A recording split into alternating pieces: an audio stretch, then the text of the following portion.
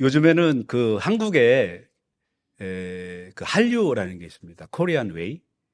한류라는 게 있는데 이 한류가 이렇게 문화 쪽으로 좀 이렇게 많이 이 세계적으로 한류가 많이 퍼져나가요. 그래서 중동 지역에 가면 옛날에 그 대장금 나왔을 때 선교사님들이 막 너무 좋아하셨어요. 그 자기 와이프가 그 대장금 그 누구랑 전혀 닮지를 않았대요. 근데 이제 외국 사람들이 보기에는 너무 비슷하잖아요. 그 사람이 그 사람이잖아요.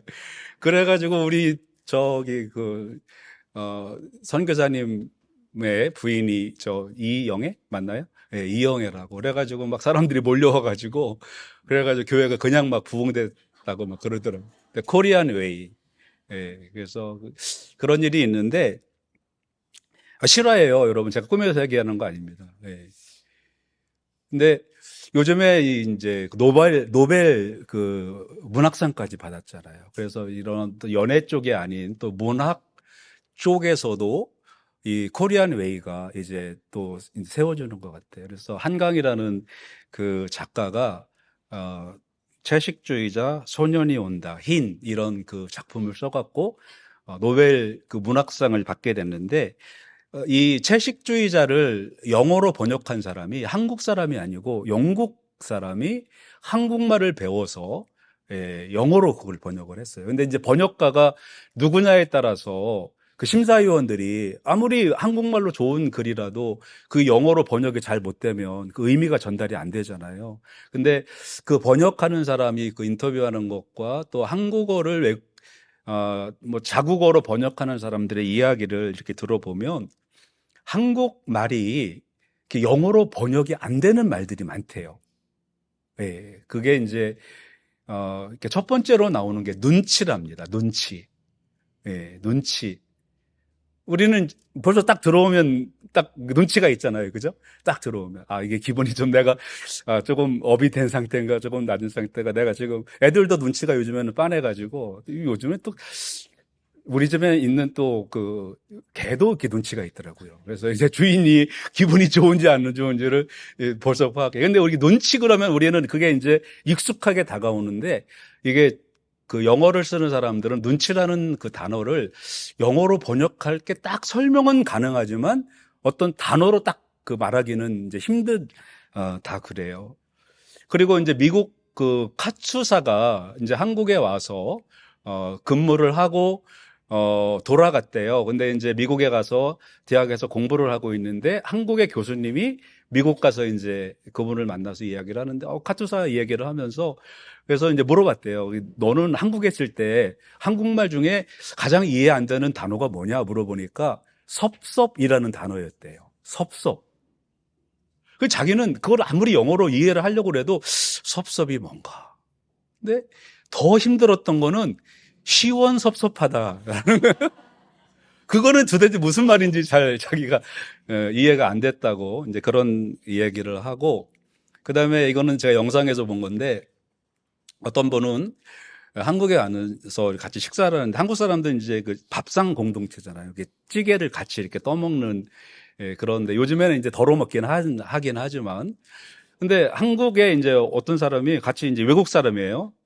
되게 유명한 저 이름을 기억 안 나지만 근데 다 모여갖고 국을 찌개를 이렇게 덜어가지고 한 그릇 딱 먹더니 와 시원하다 그러더라는 거예요. 그래서 그걸 보고 자기도 시원한 줄 알고 떠서 딱 입에 넣었는데 시원한 게 아니고 뜨거웠다는 거예요. 그래서 왜 한국 사람들은 뜨거운 거를 시원하다고 할까? 이제 각 나라마다 이렇게 그 표현하는 방법이 많이 다릅니다. 그래서 또 영어로 이렇게 번역이 어려운 게 정이라는 말도 영어로 번역이 참 어렵답니다. 그러니까 문장으로 설명을 해줘야 되는 이제 그런 단어고, 근데 정인 그러면 우리는 사람과의 관계뿐만 아니고 정은 동물과도 아니면 자기가 아끼는 물건이 있잖아요. 사람들이 그 자기가 타는 차도 굉장히 아끼는 사람들이 있어요. 그래가지고 그 차를 저 같으면 그냥 버릴 것 같은데 막 그 차를 뭐 부속이 없어가지고 제가 옛날에 그 스크랩 야드에서 그 고물상에서 일한 적이 있는데 그 호주 사람들이 뭐 헬멧 쓰고 들어와서 왔다 갔다 하는 사람이 있어요. 그러면 그 사람들이 왜 거기서 왔다 가자 하는 거 설명을 해주는데 자기 차가 망가졌는데 고쳐야 되는데 부속이 없대요. 너무 옛날 차라. 근데 이제 거기는 큰 그 스크랩 모이는 그 야드다 보니까 옛날 차들이 있거든요. 그럼 와가지고 부속을 떼가는 거예요. 예. 그러니까 정이 들었다라는 것이 딱히 영어로 설명은 가능하지만 단어가 표현하기가 어렵다라는 거죠. 한도 요거는 참 딱히 한국말로는 다 이해가 됩니다. 그러면 그 막 이 가슴에 응어리진 막 그 가족에서 그 며느리가 막 시어머니를 생각하는 딱 하면은 딱 생각나는 그런 그 감정. 근데 그거를 또 아마 이제 그 서양 사람들은 관계가 좋았나 봐요. 시어머니하고 며느리하고. 또 그렇지도 않더라고요. 또 보니까. 예. 근데 이런 단어들이 있는데 성경 말씀도 한국말로 또 영어로 이렇게 딱히 이렇게 번역할 수 없는 단어들이 굉장히 많아요. 오늘 말씀에 보면 이른비와 늦은비라고 나오잖아요. 그게 한국말에서는 그냥 직역을 해서 이른비와 늦은비라고 했어요. 근데 영어로는 이른비가 뭐고 늦은비가 뭘까? 그러니까 이제 그거를 설명하다 보니까 autumn rain, spring rain. 그러니까 가을비, 봄비라고 했어요. 근데 우리 생각에는 이른비 그러면 봄비인가요? 가을비인가요? 가을비죠. 그죠? 이제 봄비죠. 이른비. 그런데 이스라엘에서는 이른비가 가을비예요. 그냥 이스라엘은 이제 계절을 말할 때 한국은 겨울이 봄, 여름, 가을, 겨울이 끝나잖아요. 근데 이스라엘은 여름이 끝나는 겁니다. 여름이 끝나다 보니까 이게 이제 우리가 성경 말씀을 다 이해하기가 굉장히 어려운데 제가 지난 7월 1일부터 7월 17일까지 주일 2번 빼면 15일 동안에 성경 일독을 이제 마쳤습니다. 그러다 보니까 올해 제가 성경 3독을 했는데 제 목표는 앞으로 2번 더 그 성경을 이제 통독을 이제 하는 거예요. 근데 저는 그거는 이렇게 읽는 거고 또 한 단어씩 하다 보면 제 주머니에는 항상 이게 들어 있습니다. 이게 성경 암송하는 거예요. 그래서 항상 어디 다니다가 시간 나면 이거를 꺼내가지고 있어. 일하는 데도 이게 하나 있거든요. 근데 그 호주애가 지나가다가 보더니 이렇게 읽고 있어요. 그래서 읽고 있다가 나보고 이거가 성경이지? 그래요. 그래서 안 해. 그랬어요. 그랬더니 성경 읽으라고 그랬죠. 이제 크리스찬이래. 정교회. 정교회인데 성경을 많이 읽어야 된다고 이제 그런 얘기를 했는데 성경은 많이 읽는 것도 중요하고 또 소리 내며 읽는 것도 중요하고 그다음에 한 단어씩 읽는 것도 중요합니다. 왜 그러냐면 그 한 단어 안에 왜 이른비와 늦은비가 필요할까? 이런 단어가 우리가 잘 이해가 안 되는데 요거를 우리가 잘 이해를 할 때는요. 우리가 받는 은혜가 지금 받는 은혜보다 한 단어를 깨달았을 때 아는 그 이해는 우리가 받는 이해의 1000배가 넘는 그러한 은혜가 우리에게 임하는 겁니다. 하나님이 왜 이른비를 내시고 하나님이 왜 늦은비를 내시나 우리는 잘 이해가 안 돼요. 그러나 성경 말씀에서는 이 말씀을 우리가 이해할 때 우리는 큰 은혜를 체험하게 되는 겁니다. 목회자들이 제일 오래 사는 이유가 뭐라고 하셨는지 기억나세요? 왜 목회자들이 수명이 가장 길다고 그랬죠? 깨달음. 깨달을 때 이 세상 사람들은 이 사람들이 깨달을 그 순간에 우리 뇌에서 다이돌핀이 분출이 된답니다. 엔돌핀의 3000배. 예. 근데 이제 세상 사람들은 딱히 설명할 방법이 없으니까 그 다이돌핀이 나온다고 하지만 우리는 깨달을 때 성령이 우리에게 임재하시는 거예요. 성령께서 그냥 우리 안에 강권적으로 막 내려오시니까 우리 안에 이 성령이 충만해지는 겁니다. 이것을 우리가 하나님의 말씀, 이거 하나님이 이렇게 우리에게 이런 의미로 이런 말씀을 하셨구나라는 거를 깨달을 때 우리가 이제 우리 말씀을 의미가 읽으면은 은혜롭지만 조금 더 깊이 오늘 말씀을 한번 생각을 해보려고 합니다. 그래서 오늘 처음 23절의 앞부분 말씀입니다. 시온의 자녀들아 너희는 너희 하나님 여호와로 말미암아 기뻐하며 즐거워할지어다. 그러니까 첫 번째 말씀은 기쁨과 즐거움의 근원은 하나님이시다라는 겁니다. 제가 수요일에도 말씀을 드렸지만 요즘에 세계에서 가장 강력한 환각제가 있습니다.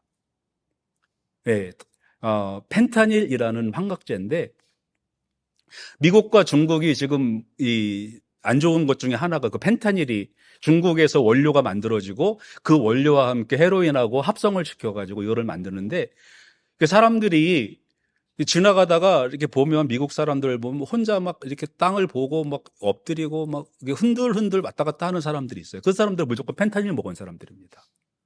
얼마 전에 시내에서 노숙인 하나가 막 누워서 그 이상한 행동을 막 하더라고요. 그래서 이제 우리는 저 사람 펜타닐 먹었나 보다 했는데 펜타닐이 아니고 술을 너무 많이 먹어서 원주민에서 술 취해가지고 그런 거였더라고요. 근데 기쁨의 근원을 세상 사람들은 그렇게 세상의 쾌락에도 찾으려고 합니다. 그런데 이 펜타닐의 약점이 뭐냐면 그렇게 좋은데 헤로인 같은 경우에는 이렇게 먹으면 금단 현상이 생기는 기간이 있잖아요. 그래서 헤로인을 한번 먹으면 뭐 한 일주일이고 2주일이고 가요. 이제 금단 현상이 안 생깁니다. 근데 펜타닐은 딱 약효가 딱 끝나는 순간에 다시 금단 현상이 생기는 거예요. 그러니까 이 펜타닐은 계속 먹어야 되는 거예요. 근데 세상의 쾌락이 그렇다는 겁니다. 세상에서의 기쁨을 얻으려면 세상에서의 기쁨은 그 순간뿐만이라는 거예요. 근데 그 순간이 지나면 또 바로 금단 현상이 오는 겁니다. 그래서 세상의 욕심은 그래서 다른 종교도 그러잖아요. 이 세상은 바닷물을 마시는 것 같다고. 바닷물을 마셔서 물을 마셔서 시원할 것 같은데 그 염분 때문에 또 물을 마시겠는데 또 바닷물을 마시는 그런 것과 같다고 세상 사람들도 그렇게 이야기를 합니다. 그런데 오늘 성경 말씀에서 하시는 말씀은 그거예요. 너희 시온의 자녀들아. 이거는 하나님 믿는 사람들아 그런 뜻입니다. 예수 믿는 사람들아 그런 뜻이에요.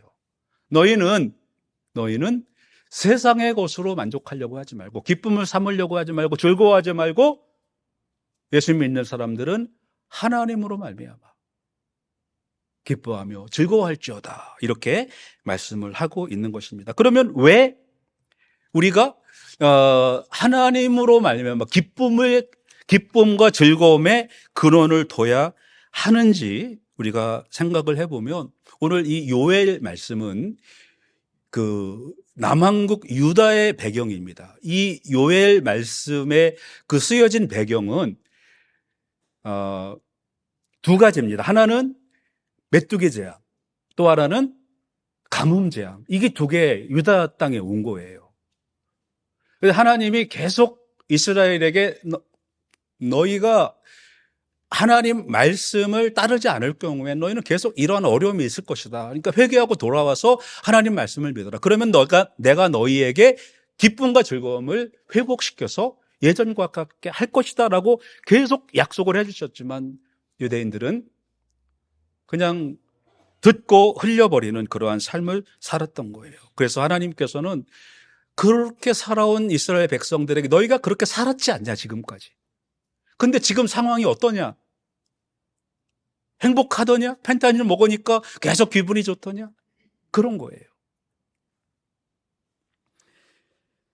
하나님은 우리의 모든 것을 공급하시고 또 지금 이 메뚜기 재앙과 가뭄 재앙에서 이것을 회복시키실 분은 하나님뿐이시다.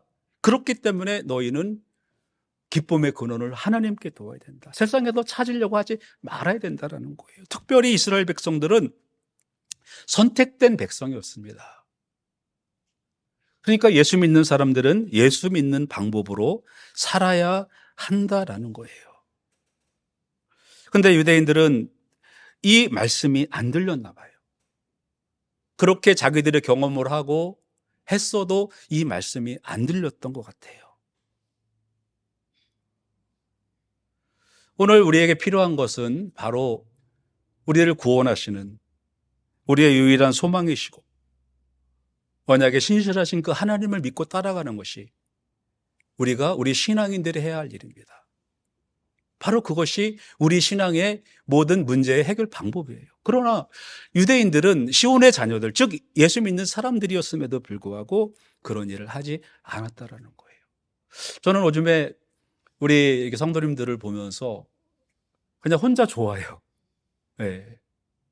야, 우리 브리치 교회가 다들 걱정 많이 하고, 어저 금요일 저녁 때 우리 이철희 장로님 가서 만나고 왔는데 걱정 많이 하고 교회가 어떻게 됐나 궁금해하기도 하고 제가 이렇게 사진 찍어서 다 보여주고 이제 그렇게 했는데 어떤 분은 제가 말씀을 드리면 좀 창피하실까봐 말씀을 안 드리는데 제가 설교한 거를 노트에다가 와 제가 정리를 해도 그렇게 정리가 안 될 것 같아요.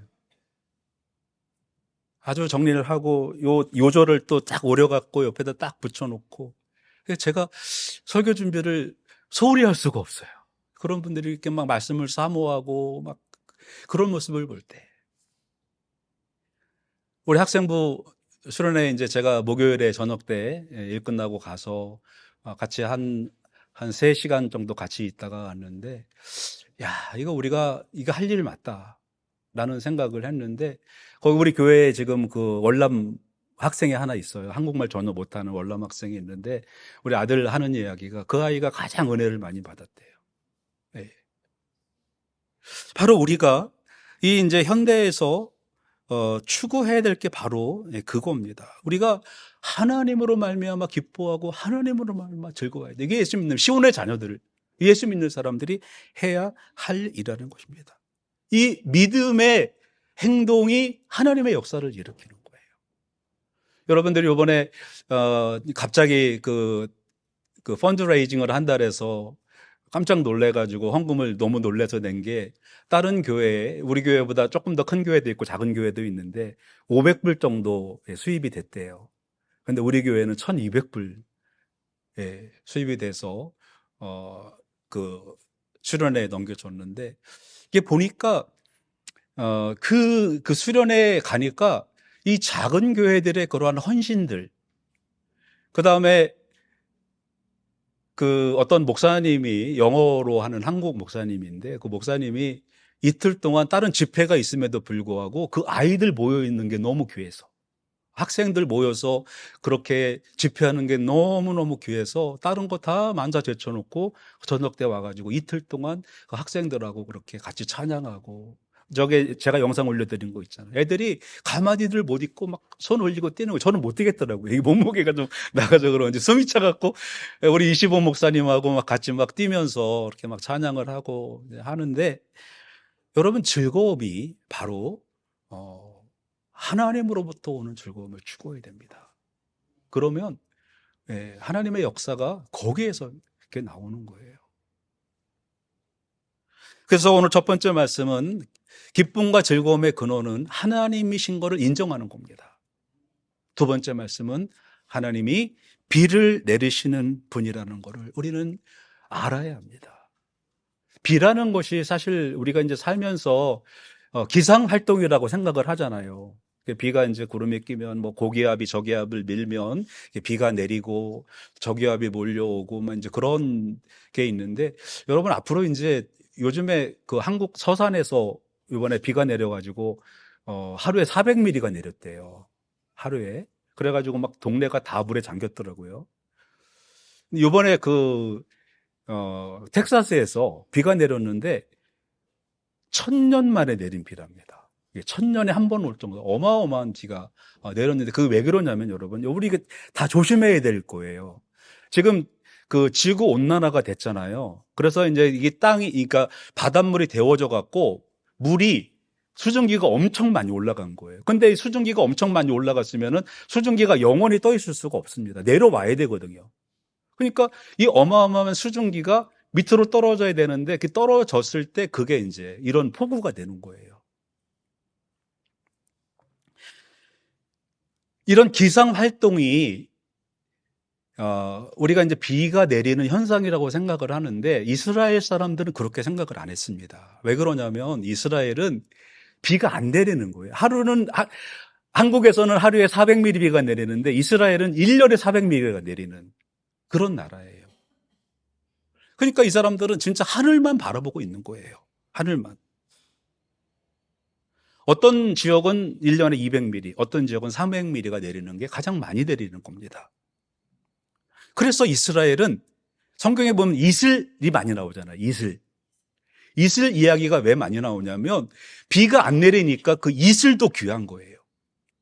그리고 일교차가 심하니까 이슬이 많이 맺힙니다. 그래서 아침이 되면은 그 공중에 있는 수증기가 응고가 돼가지고 이 맺히는데 그거를 받는 시설까지 있을 정도였습니다. 그런데 이 이슬도 귀한 이스라엘 땅에 하나님께서는 이른 비와 늦은 비를 주시겠다라고 말씀을 하는 거예요. 이거는 자연 현상, 기상 현상이 아니고 이거는 바로 생명과 같은 생명이었어요.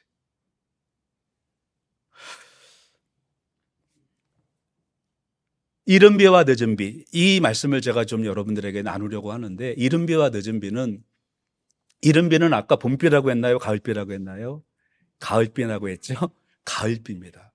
그러면 왜 이스라엘은 이른 비가 내려져야 하나?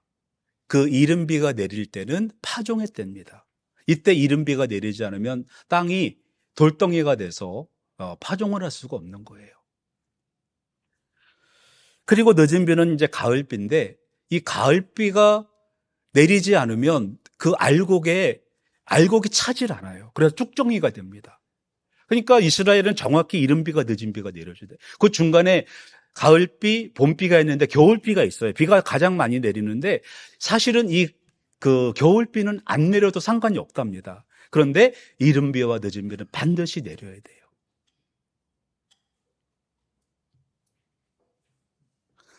그래서 우리가 이거를 깨달아야 되는데 한국에서는 그냥 이른 비와 늦은 비라고 하고 영어에서는 이른 비가 뭐고 늦은 비가 뭘까 해가지고 이거를 의역을 했습니다. 그래서 가을비와 봄비라고 번역을 했는데 사실 이 히브리어에서는 이 이른 비는 요레라고 합니다. 요레. 그러니까 이 사람들은 요레 그러면 가을비, 이른비 알아요. 근데 한국 사람이나 영어를 쓰는 사람들은 이게 무슨 말이지? 요레. 그러니까 가을비가 요레가 무슨 말이지? 잘 모른다는 거예요. 그래서 우리가 성경을 알 때 그 단어를 이해를 하면 하나님의 은혜가 더 큰 거예요. 하나님은 그 정확한 때에 씨를 뿌려야 될 때 이른 비를 내리시고 곡식을 걷어야 할 때 늦은 비를 내리시는 그러한 하나님이신 거를 우리는 알게 되는 겁니다.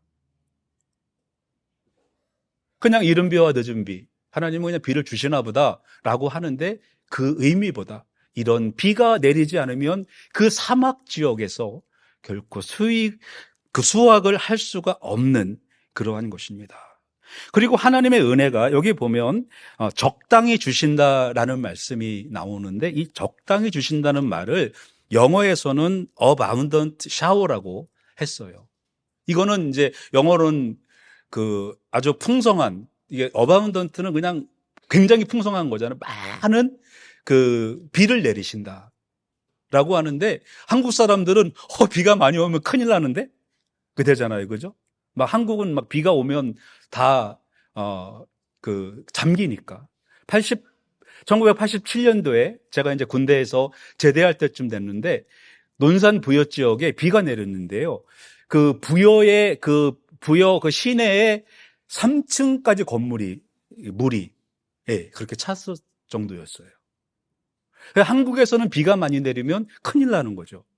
그런데 이 이스라엘에서는 비가 많이 내리면 내릴수록 좋은 거예요. 그러니까 이제 그런 문화나 이런 것 때문에 조금 차이가 있는데, 그래서 영어적 표현에서는 풍성한 소나기가 내리는 것이고, 근데 그게 원래적인 의미는 우리가 호수로 이렇게 물을 뿌리는 것처럼 하나님께서 아주 딱 맞게 물을 주신다, 그런 의미예요.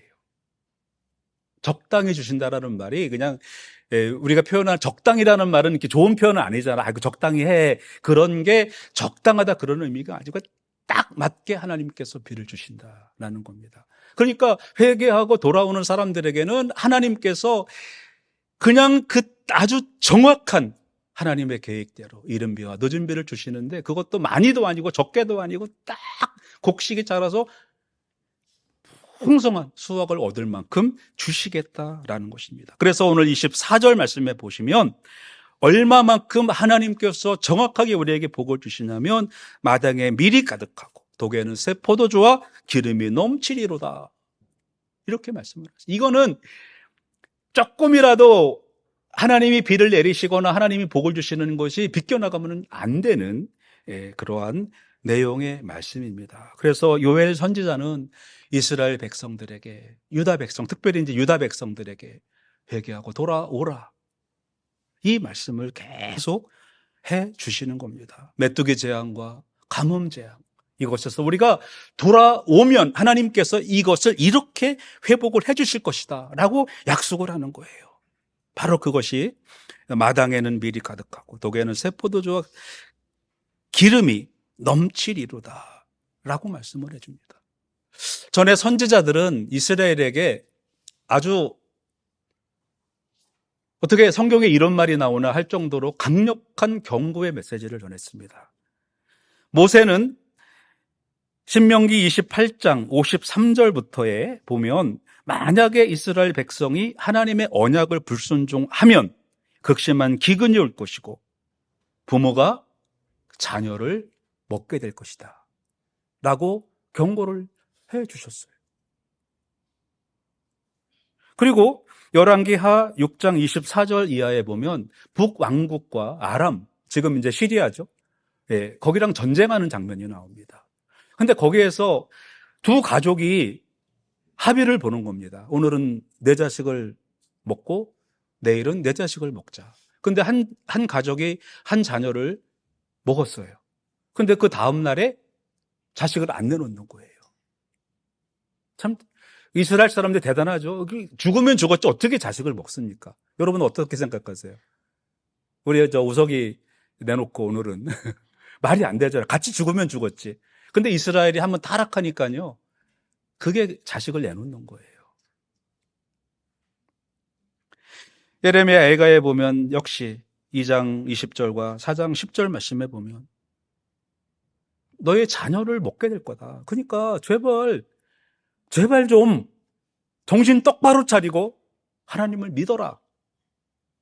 근데 이 정도까지 예언을 해줬는데 현대를 살아가는 우리도 여전히 하나님의 말씀이 우리에게 경고로 다가오는데도 불구하고 말씀을 잘 안 들으려고 한다는 것입니다. 그래서 요엘 선지자는 이제는 더 이상 여러분의 방법대로 살지 말고 하나님의 방법대로 사십시오라고 합니다. 그래서 그러면 여러분의 마당에 영어에서는 타작 마당이라고 threshing floor라고 나와 있잖아요. 타작 마당. 한국에서는 복수 표현이 안 되어 있는데 영어로는 복수로 표현이 되어 있습니다. 너희 마당들에서. 그러니까 영어는 더 풍성하게 하나님께서 채워주실 것이다. 근데 그 타작 마당에서의 그 미래복과 그 다음에 독 그러면 여러분들 잘 아시는 분은 모르지만 김장독 뭐 그런 거 독이 있죠. 술독. 독입니다. 거기에 가득하고 넘쳐난다라는 그러한 말씀을 해주고 있습니다. 자, 여러분 여기를 보시면 참 재미있는 표현은 밀은 주식이잖아요. 먹고 사는 문제입니다. 하나님께서 요엘 선지자를 통해서 이스라엘아, 유다야, 회개하고 돌아와라. 그럼 내가 너에게 먹고 사는 문제를 해결해 줄 것이다. 그 다음에 포도주와 기름은 먹고 사는 문제 다음의 문제입니다. 이제 그걸 잔치에 사용되는 거죠. 새 포도주와 기름은 잔치 때 사용하는 겁니다. 그게 요즘 말로 말하면 문화생활이라는 거예요. 먹고 사는 문제를 해결해 줄 것이고 그 다음에 문화생활까지도 해결해 줄 것이다. 그런 말씀이에요. 그 하나님 약속을 들으면 요즘엔 물가가 너무 올라서 가끔 이제 뭐 생일 되고 그러면 우리 아들이 겁도 없이, 자주는 아니지만 어디 가요. 그러면은 영수증을 저한테 안 보여줘요. 먹은 거 체할까 봐. 와. 근데 뭐 대충 계산해 보면 한 사람당 거의 막 100불씩 나와요. 우리 먹고 사는데 빵에다가 토스트에다가 발라 먹는데 1불도, 아마 2불 우유 한 잔하고 하면 2, 3불이면 되는데, 먹고 사는 문제, 기본적인 문제가 해결돼요. 근데 한 사람당 100불 내는 거, 그것까지도, 문화적인 문제까지도 해결해 주겠다라는 거예요.